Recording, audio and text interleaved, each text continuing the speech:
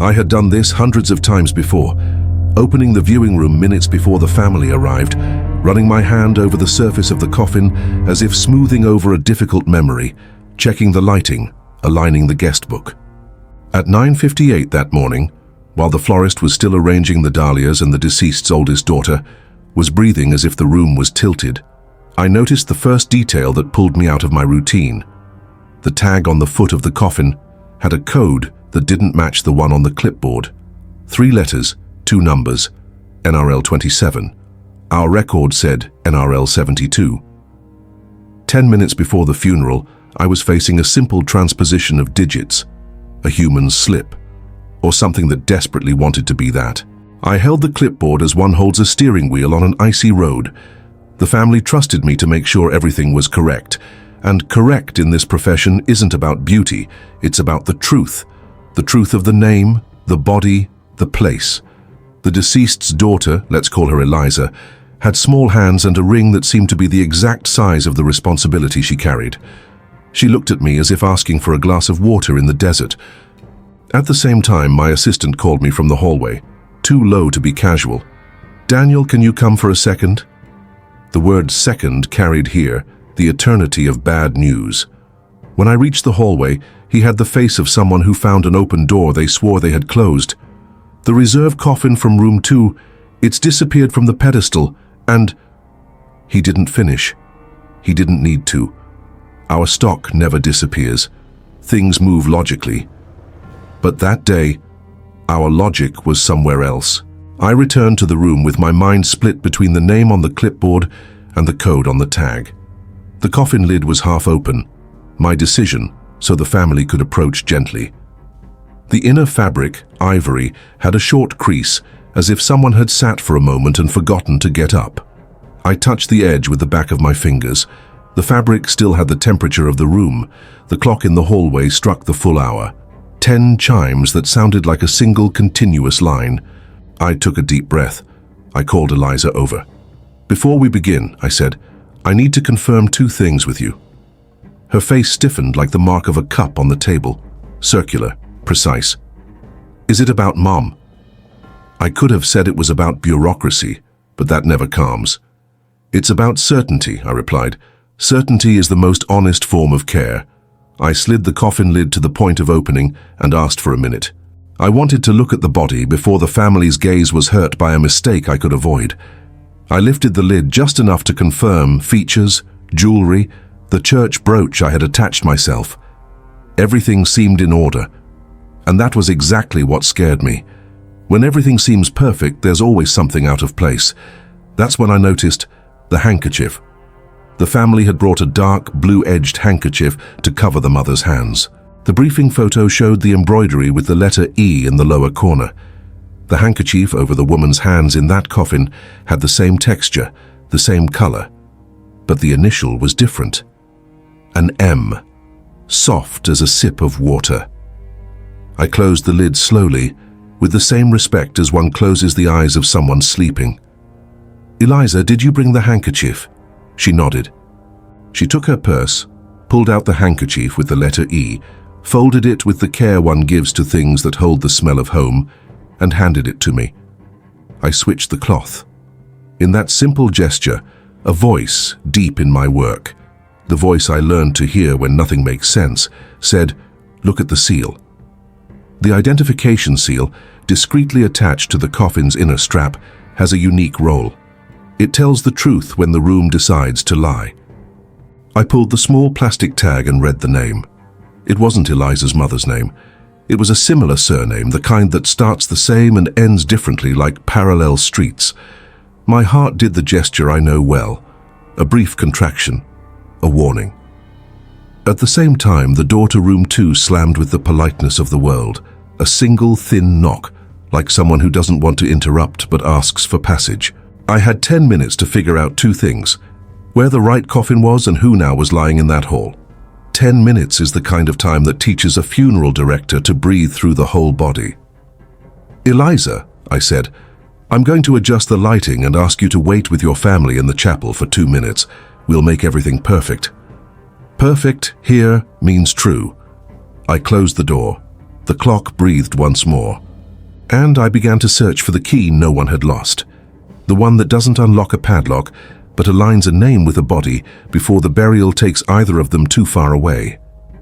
My name is Daniel, and I've worked in this funeral home long enough to know that the mistakes that matter don't scream. They whisper. Our house dates back to 1941, renovated in layers, like the sediments of a city that wanted to keep going. The floor of the main hall has an elasticity that indicates where people stop when they don't know what to do with their hands. The hallway leading to room 2 is a tunnel of cold light, and room 2 is known to all of us as the room of accidents, because it was there that in a July 2 years ago, the ceiling light insisted on turning on 3 minutes before every family entered, without anyone having flipped the switch. I don't believe in electrical behavior with intention, but I respect patterns. That morning the pattern was this: a tag with inverted digits, a handkerchief with the wrong initial, a seal that told a different story. On the clipboard, the day's schedule was tight. Service at the Hill Cemetery at 11:30, last visit at 10:15, transfer support at noon. Juggling schedules, people, tears, silence. Every minute out of place, there folds time like paper. I went straight to the basement, where the numbered coffins rest on metal racks. The reserve coffins, wrapped in clear plastic, wait until a family, logistics, or destiny calls for them. It was 10:03 when I went down.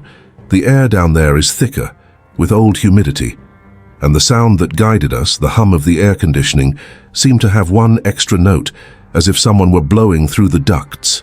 Rack 27 was empty. Rack 72 too. But the detail that caught my attention was different. A recent wheel mark on the concrete, leading from 72 to the service elevator.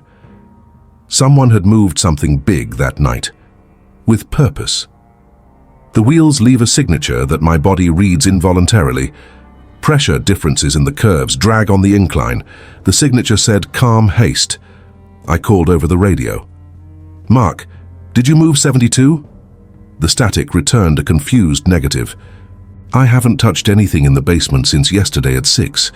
His voice had the perfect texture of truth when it's caught by surprise. I went back up. In the hallway, I ran my hand along the railing out of habit, and I felt a fine, almost invisible powder residue. Packing paper dust, scraped tag dust, a room that had been used and cleaned quickly. I entered room 2 and found what I feared: the empty pedestal, the ribbons brought by the florist cut with clean scissors, and a plastic tag on the side table with the code NRL 27. The plastic was still elastic, a sign it hadn't been long. No fear here, just the discomfort of the mistake. I tried to avoid makeshift solutions, but at that moment, the only way not to break the family's trust was quick and methodical. I went back to the main hall and, instead of opening the guest book, I opened the preparation files. A thin file containing the itinerary for each body within the house, what time it arrived, which table it went to, when it changed rooms, who signed, who witnessed. It's bureaucracy with soul. In the file, a red pen note: changed visor at 7:40, check setup. The technician's name, Junior. Junior is meticulous and jealous of his own mistakes. If he wrote it down, it was because he knew he needed to remember. I called Junior in the hallway. He appeared with the expression of someone who knows when a question will hurt. "Did the lady in room 1 have the visor changed this morning?" He nodded. "I asked for 72 because of the varnish tone. 27 had a brownish hue that the daughter didn't like in the catalogue last night." I breathed a right. "And the seal?" He stiffened. "We did the seal transfer under supervision as required.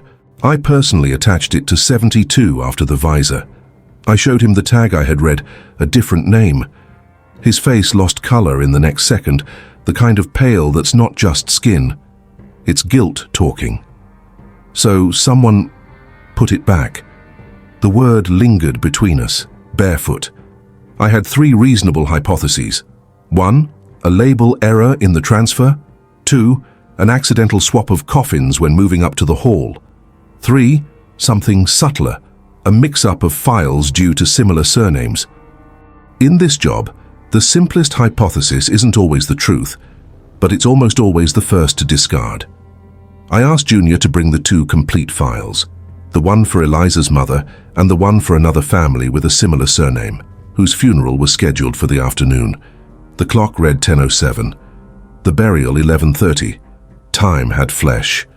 While he went, I went back to room 1 and did something I learned from my former director.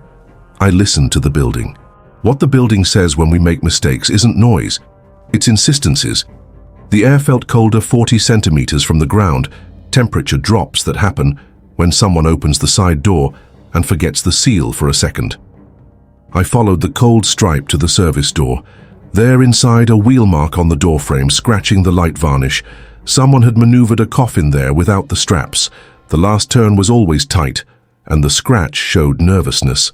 I gave myself 2 minutes of absolute silence before deciding. In 2 minutes, answers sometimes decide to appear on their own. In the silence, I heard a small, intimate sound, unrelated to electricity or equipment, paper being turned on the reception desk. I walked over. The guest book was open to a blank page, as it should be, but the fountain pen, which I leave on the side, was displaced, the nib pointing to a specific page in the reception notebook, the page with the cemetery number and the name of the on-duty funeral agent.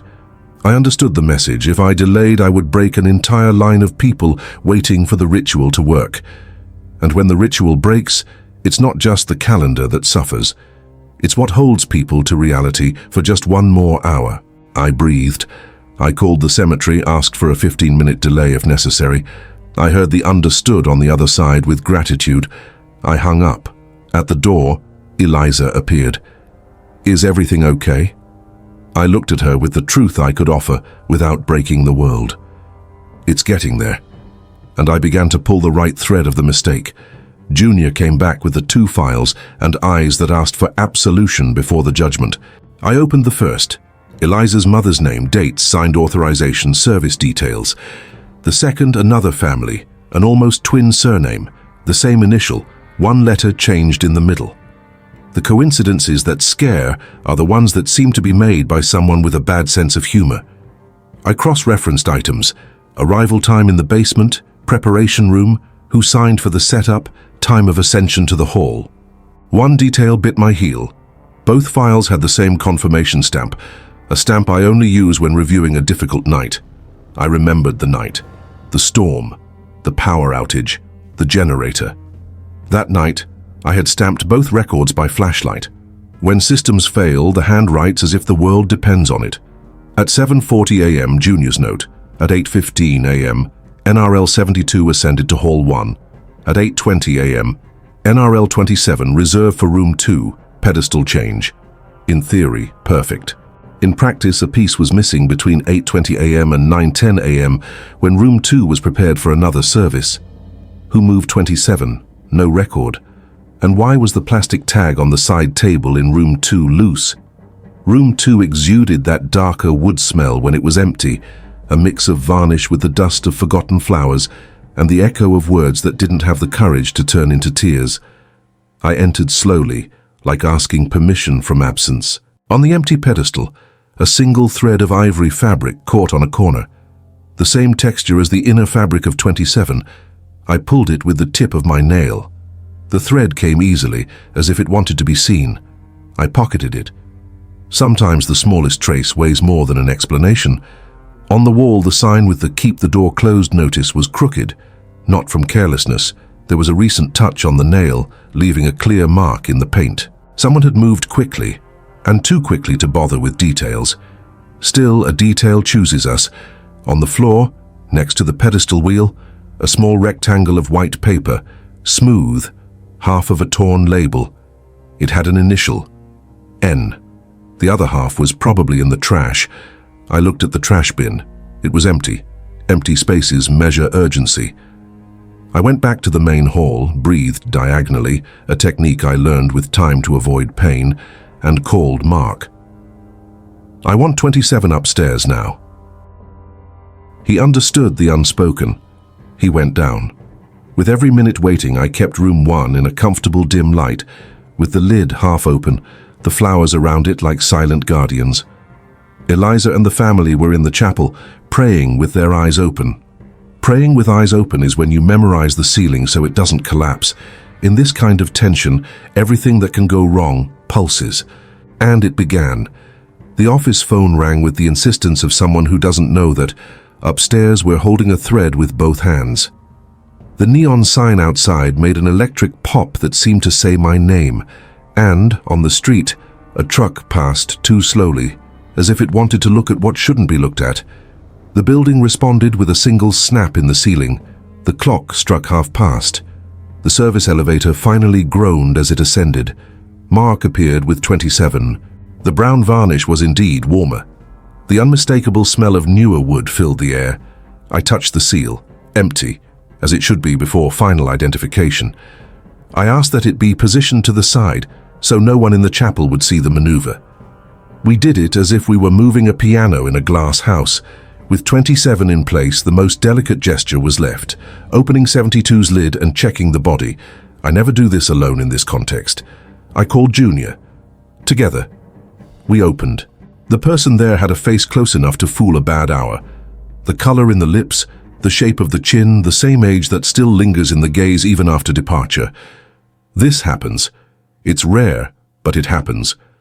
I did the mental checklist. Right brooch, right ring, hands positioned as requested, and the handkerchief with the initial M from someone else. The smallest difference that saves a world. "Is it her?" Junior asked, suddenly small. I breathed. No. Perhaps the word sounded like an apology. We'll do the full transposition now with a record, with a witness, with care. The clock read 10:21.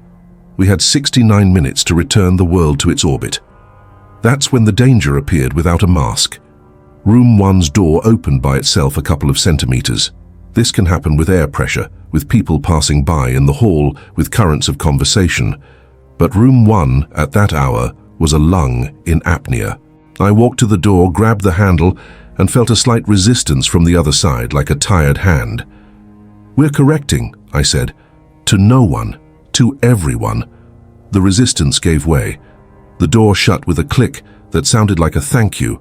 We returned to work. We would write the right name in the right place before the world left for the hill and couldn't find its owner. With the two coffins side by side, we completed the transposition with the full protocol. Visual check, jewelry verification, seal registration, new tag, double signature. The technique protects us from chaos and sometimes shows us what we didn't want to see. When I opened the second family's file, I found a document that made me stop. An extraordinary review form, stapled, dated that night at 3:12 a.m. with a confirmation stamp that looked like mine, but it wasn't mine. Small pressure differences in the D&A of my name, as if someone had copied it by the wrong light. A hesitant stroke at the end of the signature. I wasn't there at 3:12 a.m. I know where I was, at home, waking up to the sound of rain. The form, however, reported a preventive visor change and relocation of NRL 27 to Pedestal A, Room 2. Everything technically plausible, everything coldly false. I called Mark and Junior to see. "Did you do this?" Quick denials and eyes asking me to believe. I believed. I know the weight of a lie in the air, it changes its density. This was something else, an emptiness someone filled with the wrong form. The question that chewed me up, who signed in my place, and why? It was Eliza who brought the next piece, unknowingly. She knocked on the door with the care of someone who doesn't want to touch glass. "Sorry, my mother wore a ring with a small inscription inside. Did you check?" I thanked her intervention. I took a new glove. I asked for permission to touch her hands. The ring was there. Inside an inscription with 2 letters and a number, M+E 1979. M for husband, E for Eliza. I breathed a sigh of relief for a second. The universe was conspiring for logic. The ring was the bridge I needed, the confirmation that the lady belonged there. But no, because in 72, the ring was on the body that wasn't hers. And in 27, which had just been prepared to receive her, the skin mark on the finger showed that the person who would rest there had taken the ring off years ago. The world loves ironies when we're in a hurry.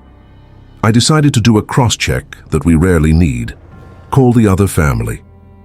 I asked our attendant to be delicate and ask a technical question. Did Mrs. X wear a ring? The answer came like a bell. Never took it off. It has the inscription M+E 1979. It was the same inscription. 2 families, 2 twin rings. A mistake made to pass. I closed my eyes for a second so my body could adjust the terror I couldn't show. Then I asked the attendant for something else. Confirm the second middle name. Another bell. Different. Only 1 letter, but another person. I returned to the room with this ammunition of reality. I showed Eliza carefully. We need 5 more minutes to honor your mother with the precision she deserves. She nodded with the strength of someone who wants everything to be true, even if it hurts. It was then that I saw on the back cover of the file a pencil note, old, almost erased. If there is a name duplication, follow the internal tag path, not the lids. That sounded like a voice from another director, from another time leaving a message in a bottle thrown down a hallway. I checked the internal tag of 72 again. The name didn't match the file. In 27, the tag had no name, waiting for confirmation. I decided to reverse the logic, use the ring and the handkerchief as guides, not the paper. Eliza's handkerchief rested over the hands of 27 as if it had always been that way. The M+E 1979 ring on the body of 27 fit without struggle, like rings remembering fingers. In 72, the ring slid with resistance, like someone insisting on returning to a place that isn't theirs. The body knows. The metal knows. The wood sometimes does too. The last confirmation came from a place that almost no one visits, the bottom of the lid, where we discreetly attach the manufacturer's tag. There, a serial number that matches the entry batch. I cross-checked in the system. 27 entered the morning batch with Eliza's family. 72 in the afternoon batch for the other family. Simple when seen from above, tragic when seen from within. The falsely stamped form remained on the table, staring at me. I placed it in a separate envelope. We'll sort out who signed with my hand later. For now, I had a mother to return to her daughter, a room to correct, and a clock that insisted on measuring courage. At 10:48 a.m., with the transposition completed and all the records corrected, I opened room 1 for the family. The light was at that point where the skin of the living doesn't reveal as much the sleepless nights, and the skin of the dead receives the shadow like a light blanket. Eliza entered first. She positioned herself where children position themselves when they become parents, half a step forward, one arm slightly open, as if to contain a world that moves forward. I kept a respectful distance, hands crossed, stone silence. She approached, looked, closed her eyes for a second and said, "Not to me. It's you." There's a sound people make when the right name finds the right body. It's not crying. It's not laughing. It's a low sound, like air leaving in relief that hurts. The room breathed with her. In those moments, the building seems to do the same as us. Relax a muscle it didn't know was tense. As the family settled in, one detail pulled me back to the battle. The door of room 2, down at the end of the hall, opened slightly again, just like it had hours before. It wasn't the wind. The building doesn't do that twice without meaning to say something. I excused myself to the family, asked Junior to stay with them, and walked down the hall with the calmness of someone who doesn't want to wake a child. In room 2, there was now a coffin. 72, returned to the pedestal, lid closed, maintenance lighting. Everything in place. Except for one thing. On the top, beneath the metal cross, someone had left the missing half of the plastic tag. The rectangle with the other part of the code. 72. Beside it, written with a ballpoint pen, one word. Sorry. I stood there frozen, with the tag in my hand, feeling the weight of a mistake that wasn't an accident. Sometimes an employee who can't handle the pressure takes a shortcut. Sometimes someone from the outside enters without knowing the weight of what they touch. Sometimes the building copies the stamp of the one who runs it and signs for them. Choices the night makes. I could spend the rest of the day chasing a guilty party, but I had a ritual to honor. I collected the tag, placed it in the envelope with the falsely stamped form, locked room 2, and returned to the hall. The clock read 11:02. I needed to begin the ceremony at 11:05 to reach the cemetery with dignity. I began. Correct words, silences in place, name pronounced at the right pace, with the weight of each syllable. When I announced the moment for the final goodbye, the ring gleamed like a word that finds the exact ear. Eliza whispered something I didn't hear. She didn't need to. The building heard. The building always hears. In the hall, the team was already waiting with the cart. The journey from the hall to the funeral car is short, but it holds decades. It's the distance between the room where memory insists and the street where life continues. At 11:23, we rolled 27 with serenity. Ready? Ready. The front door opened with a creak, I know. The late morning sun had that cruelty of revealing what we'd prefer to keep in the shadows. We put it in the car. I locked the mechanism. I made the gesture I always do and no one sees. An open hand, light over the lid, like a nameless blessing. Before closing the car door, I heard a very specific sound coming from the empty hall. The lid of room 2 being gently placed. Not a close. A resting. That sounded like later. Like it's not over yet. I closed the car, signaled for the team to depart, and took a step back into the building. The hallway received me with the dignity of old houses. I went to room 2. The lid was indeed just resting. Inside, in the place where notes and memories are hung to guide the preparation, there was a new sheet. Transposition completed. Name returned. Thank you. No signature. I nodded to the emptiness, like someone recognizing a job well done by hands that didn't want to be seen.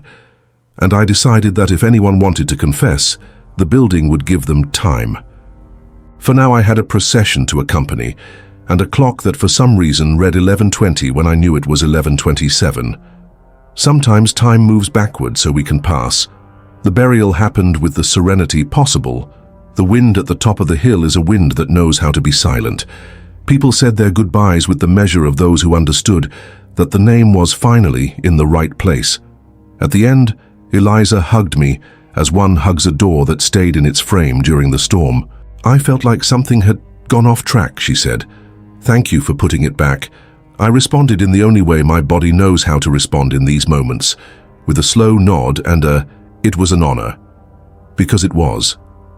I returned to the house with the team, and before anything else I went straight to the office.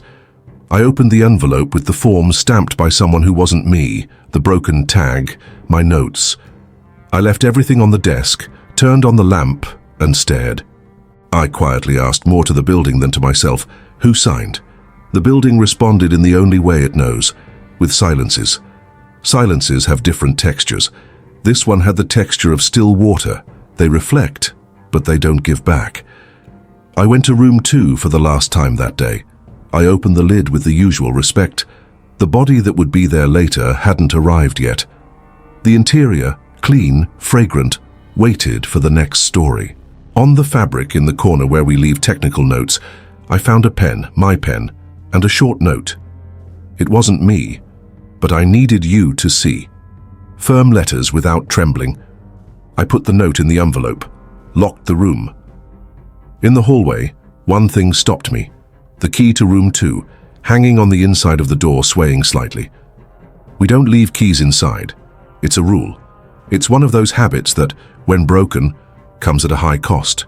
I opened the door, took the key, felt the cold metal and the weight of a gesture that wasn't mine, and I caught myself doing something I don't do. I rested my forehead for a second against that wood, like someone asking a house to keep what I still don't know how to say. At the reception, the guest book for room 1 was still open. Someone, maybe a late relative, maybe no one, had written only one word, which doesn't usually appear there. Right. Below it, a short stroke like a small key drawn sideways. I closed the book, put the pen away, and turned off the light.